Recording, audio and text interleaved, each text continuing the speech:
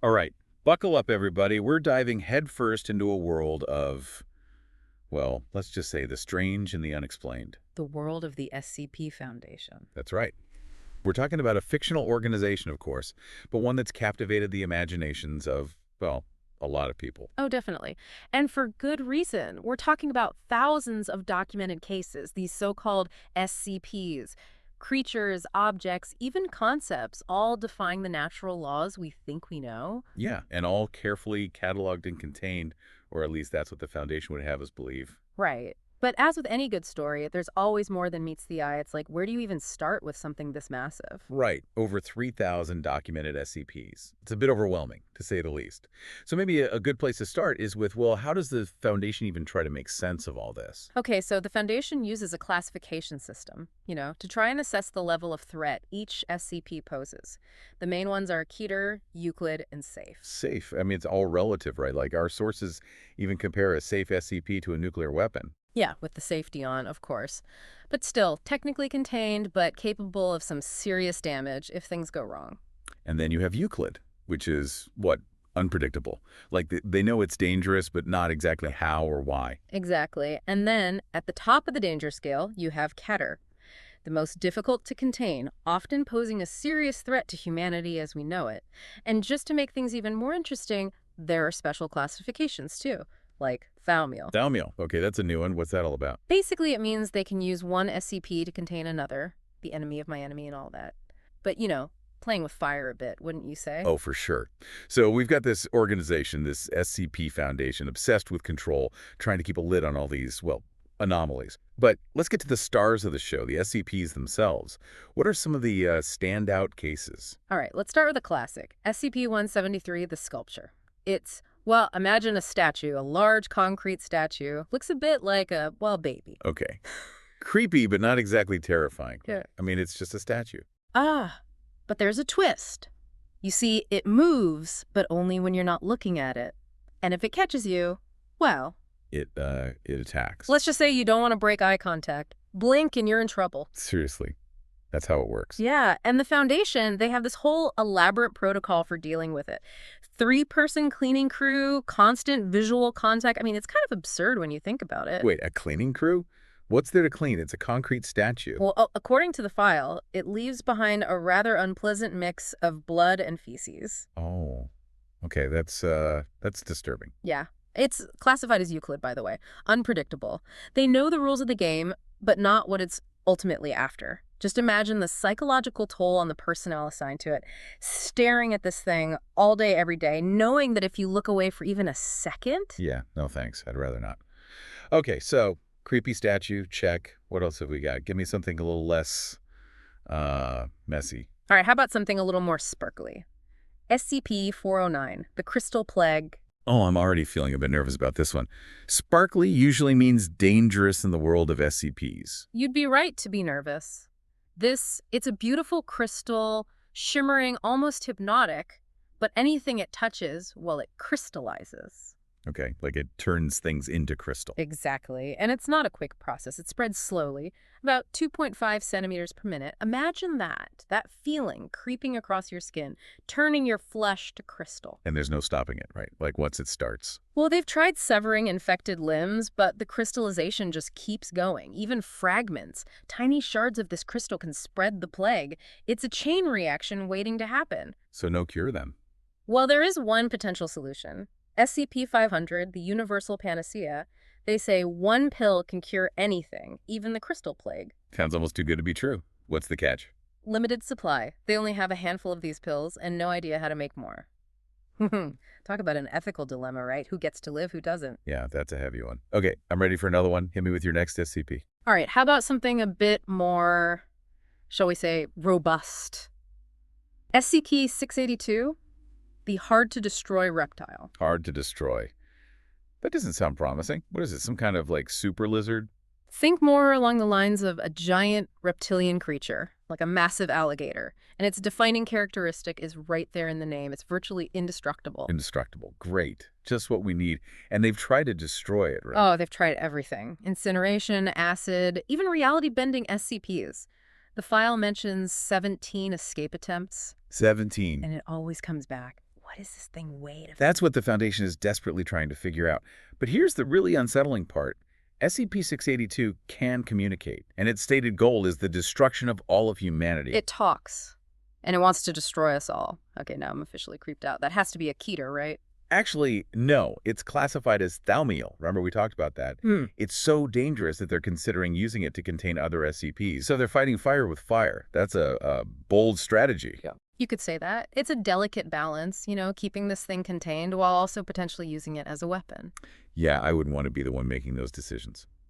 Okay, let's move on. I'm ready for a new nightmare. What about this SCP-939? The one with all the voices. SCP-939, with many voices. This one's a bit more subtle, but no less terrifying. Imagine a large, four-legged predator, kind of like a hairless dog, but much bigger, and it's carnivorous.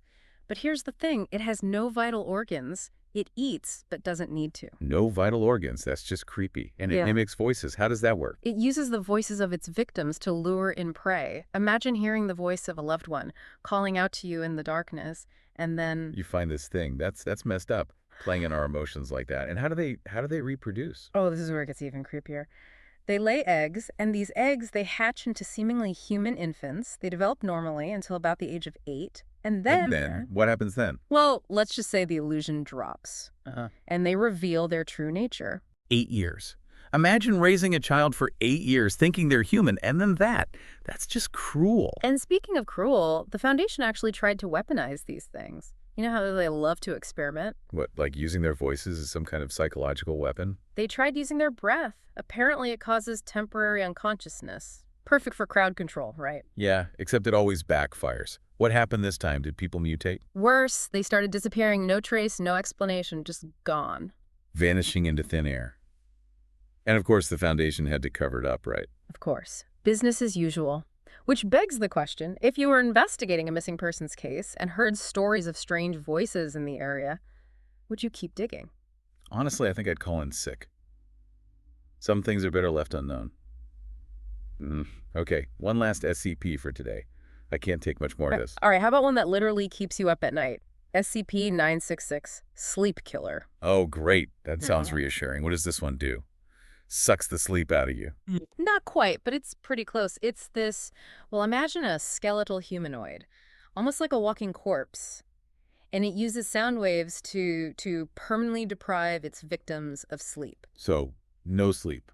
Ever. Exactly. They gradually deteriorate, mentally and physically, before, well, let's just say it doesn't end well. And are the victims aware of what's happening? I mean, are they conscious during this whole process? Oh, yeah. They're fully aware. And SCP-966, it stalks its victims. Imagine that, knowing that you're slowly losing your mind, sleep-deprived, with this creature always lurking nearby. That's just terrifying. So how do they even contain this thing? Earplugs don't exactly seem like a viable option. Lead. Apparently, lead disrupts its sound waves, so they keep it in a lead-lined room. Okay, so lead is the answer to everything. Who knew? Right. But it just goes to show you, the Foundation will find a way, no matter how strange, no matter how dangerous. Well, you were talking about sound waves and sleep deprivation. Remember that story you told me about the shadowy figure you saw? Yeah, the one in my room, when I was pulling those all-nighters. Yeah, that's the one. Couldn't it have been SCP-966? It's an intriguing thought. The timing does kind of line up. But the figure I saw, it was much taller than how SCP-966 is described. Okay, so maybe not a perfect match, but still, it's fun to speculate, right? Always. But maybe we should leave it at that for now. Who knows what else might be lurking out there, just beyond our perception. Right, some mysteries are better left unsolved. Or maybe just forgotten. Back again for more, huh? Brave of you. I mean, we're talking about the SCP Foundation, right? Where even a seemingly harmless object can turn your world upside down. Yeah, we've been looking at these creatures, well, monsters, basically. But the Foundation files also have a whole section on, well, objects. Objects that are just as strange, just as dangerous. Oh, yeah, objects. They're a whole different kind of creepy, aren't they? Because with a creature, you can at least see it coming.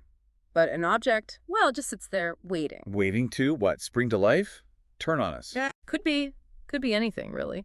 That's part of the unsettling nature of these things. You never know what you're dealing with until it's, well, too late. Okay, give me an example. What kind of object are we talking about here? All right, how about this? SCP-093, the Red Sea object. Red Sea object. Sounds biblical. What is it, like the Ark of the Covenant or something? It's a disc, A simple disk made of this, well, unknown red material. But when you step through it, When you step through it. What, like a doorway? more like a portal, it takes you to another reality, a different dimension. And each trip, it's different, shaped by the user's mental state. Okay, hold on. So this disc, it's like a mood ring, but instead of changing colors, it throws you into another dimension. Something like that. One file describes a world of perpetual twilight, another, a desolate landscape with these bizarre biomechanical creatures. And the Foundation actually sends people through this thing. Why? I mean, what's the point? Knowledge, of course. Exploration. They want to understand these other realities, see what they can learn. But what about the risks? I mean, what if you get stuck there? Or bring something back with you? Oh, there are definitely risks. One expedition returned with a contagious form of madness. Another with these strange symbols carved into their flesh, symbols that seem to whisper things. Contagious madness? Whispering symbols. Whispering symbols? Okay, that's a hard pass for me. Understandable. But, it does make you think, doesn't it? About the ripple effects. What happens when we tamper with things we don't understand? When we open doors to other realities? Does our own reality start to unravel? Yeah, that's a thought I'd rather not dwell on. Okay, let's move on to another object, something a little less dimension hopping. All right, how about a cursed play? SCP-701, The Hanged King's Tragedy. A play, like a theater production. It's a script, actually. But anyone who performs it, well, things tend to go very wrong. Wrong how? Yeah. Like the actors forget their lines. More like mass hysteria, ritualistic murders, and the appearance of a shadowy entity known only as, well, the Hanged King. So it's cursed. The script itself is cursed. That's what the Foundation believes. They've suppressed any performances, confiscated all known copies, because the last thing we need is more drama, right? Especially the kind that involves shadowy entities and ritualistic murders. But there's always someone who's going to try it, right? Some edgy theater group looking to push the boundaries, or maybe even, the chaos insurgency. Oh yeah, them. Imagine what they could do with a script like that. A play that could literally summon a godlike entity. That's their idea of a good time, isn't it? Sowing chaos and reaping Okay, I think I've had enough theater for one day. Let's shift gears a bit.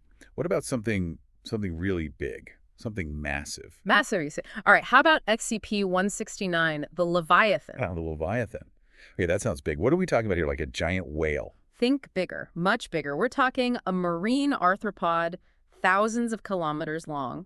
The Foundation believes it's responsible for the formation of several island chains, which are actually just protrusions of its exoskeleton. Hold on. You're telling me this thing is like bigger than a continent? Essentially, yes, it's a living, breathing landmass, and they just let it swim around. Let it swim around? What are they going to do? Put it on a leash? They monitor it, try to predict its movements, try to mitigate any potential damage, but ultimately, well, some things are just too big to contain. Yeah, that's a humbling thought, isn't it? We think we're so powerful, but then you see something like that and it just puts everything in perspective. Exactly. We're just tiny little creatures scurrying around on the surface of this vast, unknowable planet. And who knows what else is out there, lurking in the depths. Okay, enough existential dread for one day. Let's talk about something else. What about this SCP-096, the Shy Guy? That sounds, almost cute. Shy guy. Yeah, not so much. You see, SCP-096 is shy for a reason. Anyone who sees its face, well... What, they get scared? Traumatized? They die. They die, just from looking at it. And by looking, I mean any visual representation. Photo, drawing, even a reflection. Once you've seen its face, well, it's game over. So it's like a superpowered stalker with a really bad case of body dysmorphia. You could say that. And they have to keep it in this heavily reinforced cell, all surfaces coated in a non-reflective material. Yeah. The only personnel allowed to interact with it are those who have been, surgically blinded. Surgically blinded. Okay, that's dedication to the job. Or maybe just a really, really good excuse to get out of paperwork. Mm-hmm. But it shows how far they'll go, right? The Foundation, to Yeah. contain these things. Yeah. It makes you wonder, doesn't it? How far is too far? When does containment become cruelty? But then again, maybe that's the point. Maybe that's the whole point of the SCP Foundation, to make us question our own sense of morality, to make us confront the darkness within ourselves. Right. Because who's the real monster here? The creature that's driven by instinct? Or the organization that's willing to do whatever it takes to control it? It's a question that keeps coming back, doesn't it? Yeah. As we delve deeper into these files. Well, welcome back. I hope you've gotten some sleep, after all that talk about sleep killers and, well.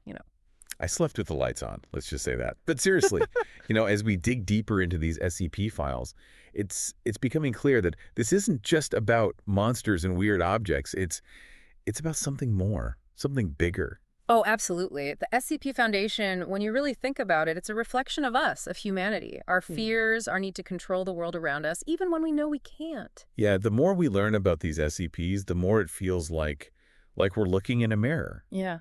And what we see, well, it isn't always pretty. Right. It's like the Foundation, they try to categorize these things, to put them in neat little boxes, but the universe, well, it doesn't really work that way. There are always going to be things that defy explanation, things that we can't control no matter how hard we try. Okay, so speaking of things that defy explanation, what about this SCP-055? The one the one they can't even describe. Ah, yes. SCP-055, the anti-memory. This is a tricky one. You see, anyone who sees it, they immediately forget everything about it. What it looks like, what it does, even that they ever saw it in the first place. So how do they even know it exists? Because of the gaps. The missing files, the unexplained events, the personnel with these vague memories of something, but they can't quite put their finger on what it is. So it's like a black hole in their database, a glitch in the matrix. Exactly. And the more they try to learn about it, the more they forget. It's like it erases itself from existence just by being observed. That's a mind bender. Yeah. And it makes you think, right, what else are we not seeing? What else have we forgotten simply because we can't remember it? Is reality even what we think it is? Deep thoughts for a Wednesday afternoon, huh? But, these are the questions the Foundation forces us to ask. It's not just about the monsters, it's about what those monsters say about us, about our place in the universe. Okay, while we're down this rabbit hole, what about SCP-1370, the computer program that speaks in math? SCP-1370, Todd the Installer. That one's a real head-scratcher. It's this seemingly sentient program that communicates through algorithms and equations. The Foundation has been trying to decipher its language for years, but it's like trying to translate poetry from another dimension. So it's a mystery wrapped in an enigma, communicating in binary code. Basically. And it keeps saying it's here to install something, but no one knows what. Install what?